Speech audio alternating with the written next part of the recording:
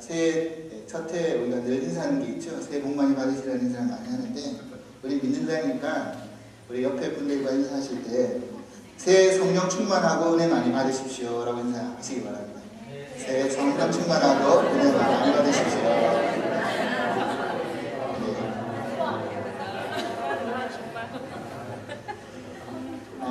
한국에서는요, 무속신앙의 영향을 많이 받았기 때문에 그 많이 받은 사람들이 연초가 되면 꼭 하는 게 있습니다. 그게 뭐냐면 토정비결입니다. 토정비결을 보면 많은 사람들은요, 주로 이제 복을 많이 받고 싶기 때문에 좋은 이야기를 듣기 원합니다. 때로는 금기하고 또 뭐 하지 말라고 하고 화가 닥쳐올 것을 미리 막는 것을 알려주는 것에 대해서 굉장히 신경을 많이 쓰는 경우가 있습니다. 예를 들어서 이런 거죠. 올해는 물을 조심해라. 물을 조심하시오.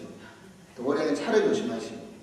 근데 이 이야기를 들어가는 사람의 직업이 아이들 해가지고 수영을 가르치는 수영학원 코치라고 한다면, 이거는 차를 피할 수도 없고 물을 피할 수도 없는데 어떻게 하면 좋습니까? 아닐 거다 생각을 하면서도 그런 이야기 들으면 왠지 기분 상하고 신경이 많이 쓰여지게 되는 거죠. 그런데 우리가 어쩔 수 없이 인생을 살다 보면요, 이런 어려움과 위기의 연속을 헤쳐나갈 수밖에 없다는 것을 볼 수가 있습니다. 단순히 그 위기가 그냥 지나갔으면 좋겠다, 아니 나에게 다가오지 않았으면 좋겠다, 나를 피해갔으면 좋겠다 하는 것이 우리의 대부분의 마음일지 모릅니다. 하지만 그렇지 않을 때가 더 많이 있더라는 겁니다. 미국을 다녀온 개구리에 대한 이야기입니다. 이 개구리가, 주어들은 영어 몇 마디 때문에 자신의 육식함을 자랑하고 싶어서 막 안달이 난 거예요. 하루는 풀밭을 막 푸쩍푸쩍거리며 돌아다니고 있는데 마침 소를 본 겁니다. 그래서 그 소에게 물어보았어요. 소야, 너는 뭘 먹고 사니? 그러니까 이 소가 뭐라고 이야기하냐면, 나는 풀을 먹고 살지. 그러니까 이 개구리가 뭐라고 했냐면, 와우, 샐러드 이러더라고요. 또 훌쩍훌쩍 뛰어다니면서 호랑이를 만났습니다. 호랑이에 또 물어봅니다. 호랑이야, 너는 뭘 먹고 사니?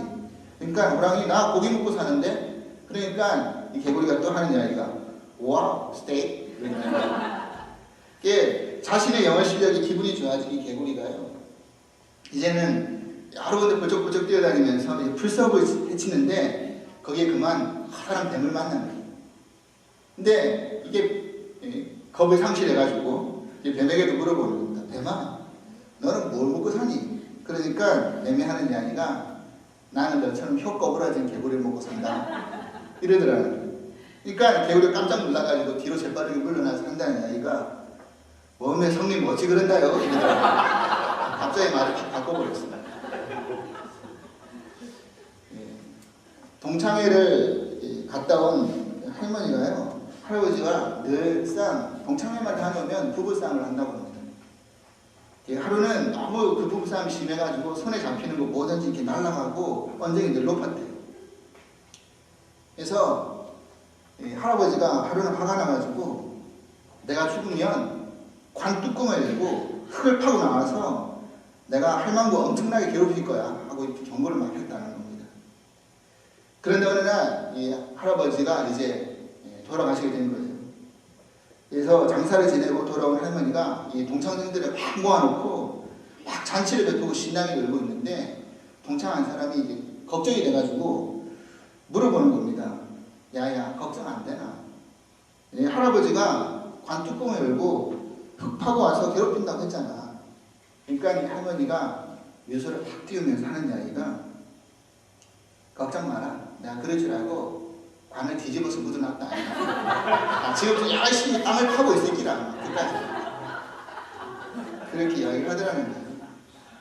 제가 왜 이런 이야기를 드리냐면, 이 개구리처럼 이 위기를 만났을 때, 또는 이 할머니처럼 어떤 위기가 닥쳐올 것을 대비해서 뭔가 임기응변식으로 해결할 수가 있다고 한다면 얼마나 좋겠습니까?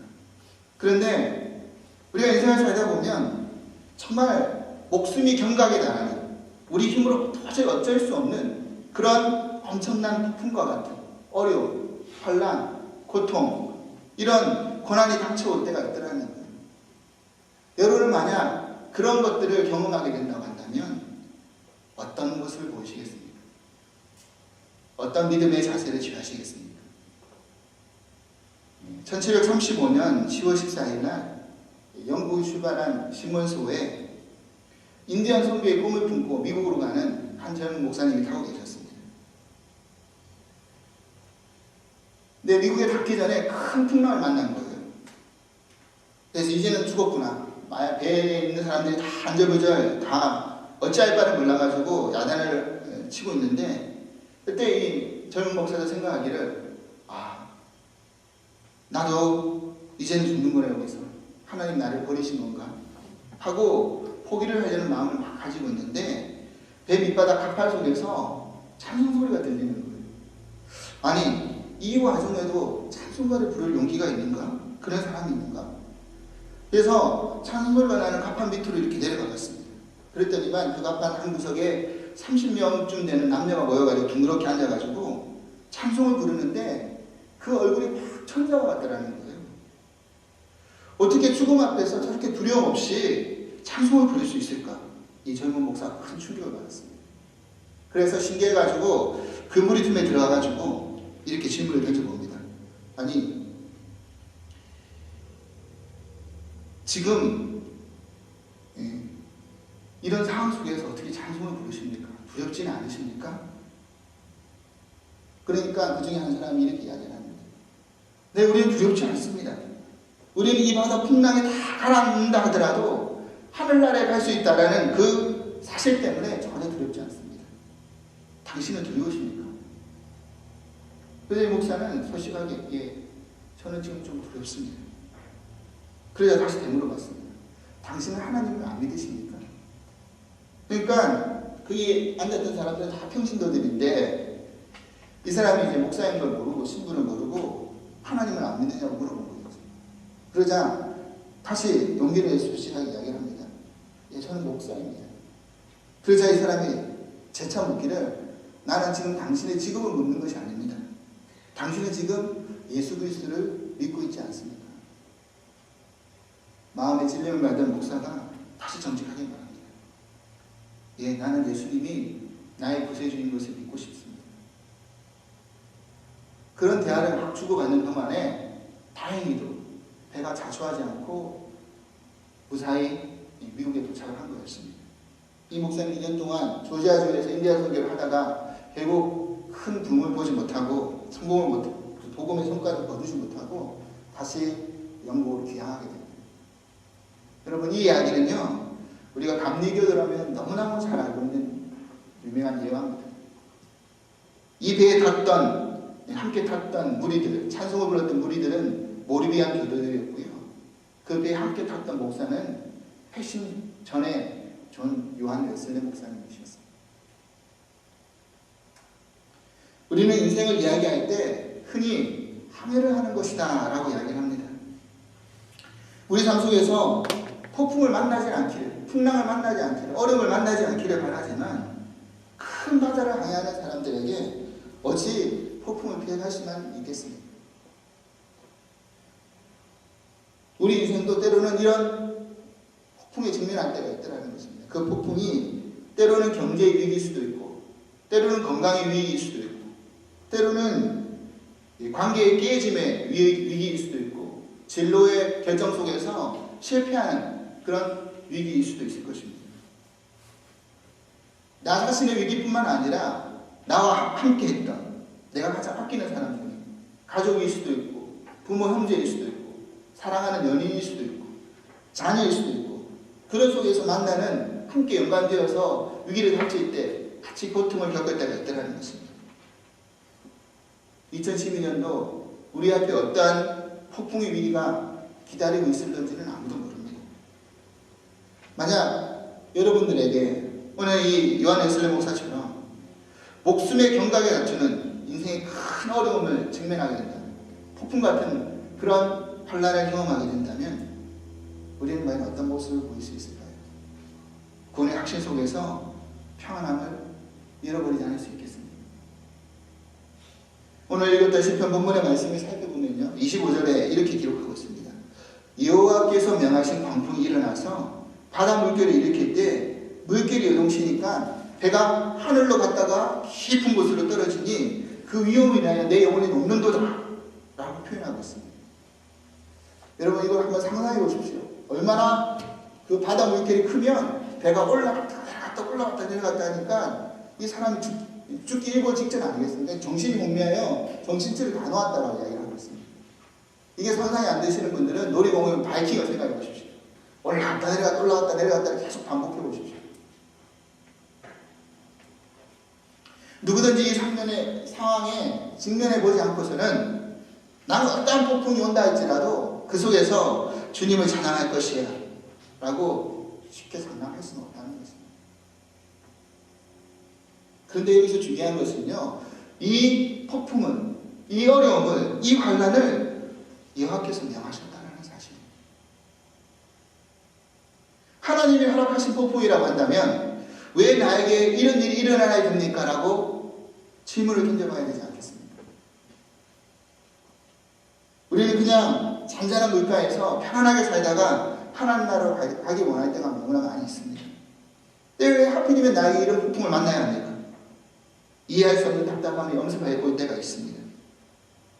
하지만 우리가 이때도 놓치지 말아야 될 중요한 것 하나가 뭡니까? 폭풍 가운데 하나님이 계십니다. 폭풍 가운데 하나님 뜻이 있으시다는 사실입니다.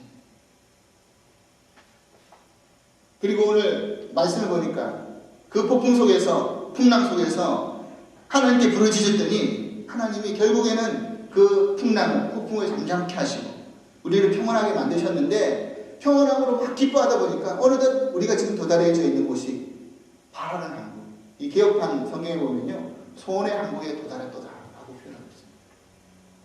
그 폭풍이 결국은 우리를 어려움 가운데, 죽을 것 같은 그런 위기 가운데 빠뜨렸을 것 같지만 결국 그 폭풍 때문에 소원의 항구로 도달되어 있더라라고 고백하고 있습니다. 사랑하는 여러분, 우리는 이 말씀을 통해서 나에게 다가올, 지금 내가 직면하고 있는 그런 어려움 속에서 나는 과연 어떻게, 어떤 믿음의 모습으로 대처해야 될 것인가? 아니, 앞으로 다가올 풍랑이 있다고 한다면 나는 과연 어떻게 그 풍랑을 대처해야 될 것인가? 오늘 이 말씀과 연결해서 성경에 나와 있는 정말 폭풍을 만났던 인물들의 사건을 같이 조명해 보면서 같이 하나님 우리를 향한 말씀의 뜻을 살펴볼 수 있기를 원합니다. 먼저 첫 번째로 살펴봐야 될 그 주인공은 누구냐면요, 요나가 만났던 폭풍입니다. 여러분, 우리가 성경에 나오는 요나 얘기는 너무나 잘 알고 있지 않습니까? 제가 예전에 요나의 본문을 가지고 말씀을 전한 적도 있습니다. 요나는요, 하나님의 말씀을 전하는 선지자였습니다. 하나님의 말씀이 요나에게 임했습니다. 너는 아수르 니느웨로 가가지고 하나님의 말씀을 선포하라, 회개시켜라 이거였죠. 그런데 요나의 마음은 어떻습니까? 니느웨 성을 가기를 원치 않았습니다. 왜냐하면 이미 요나의 마음 가운데 저 악한 아수르 니느웨는 멸망당해도 마땅하다고 생각했기 때문입니다. 오히려 멸망당했으면 좋겠습니다라는 마음이 더 강했을는지 모릅니다. 왜냐? 민족의 원수였기 때문에, 너무 잔혹한 민족이었기 때문에. 전쟁이 나면 남자는 다 씨름알려버리고 여자와 같이 이렇게 피를 섞는 정책을 이 아수르가 했기 때문에요. 성경에 북이스라엘 사마리아 사람들을, 남유다 사람들이 피가 섞였다고 해가지고 사람을 취급하지 않는 이유가 거기에 있지 않습니까?